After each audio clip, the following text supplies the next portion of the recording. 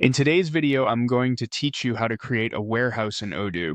Creating a warehouse in Odoo is fairly simple, but before we begin, it helps to understand how Odoo organizes storage. The system uses a hierarchy made up of warehouse, then location, then bin.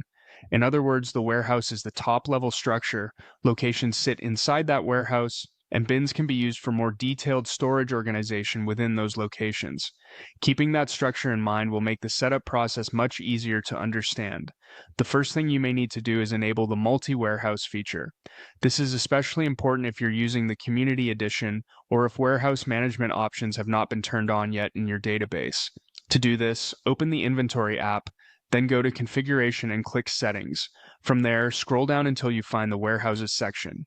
Look for the option called Multi-Warehouses and check that box to enable it. Once that is done, click Save. This step ensures that Odoo allows you to manage more than one warehouse and gives you access to the warehouse configuration area. After that, you can create the warehouse itself. Go to Inventory, then Configuration, then Warehouses. On that page, click New to start creating a new warehouse record. You'll now enter the main details for the warehouse. Begin with the warehouse name. This should be something clear and descriptive so it is easy to identify later. Next, enter the short name. This is a 5-character code used by Odoo as a prefix for stock moves related to this warehouse, so choose something short, recognizable, and consistent with your internal naming style.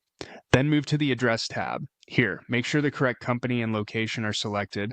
This is important because it links the warehouse to the right business entity and physical address in the system.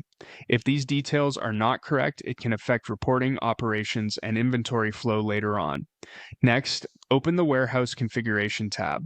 This is where you define how goods move in and out of the warehouse. For resupply, choose whether this warehouse is replenished by your other internal warehouses or directly by vendors. Then set the shipment method based on how complex your outgoing process needs to be. For example, you can choose a simple direct delivery flow or a more advanced process such as pick, pack, and ship. Once everything looks correct, click Save. Your warehouse is now created and ready for use in Odoo.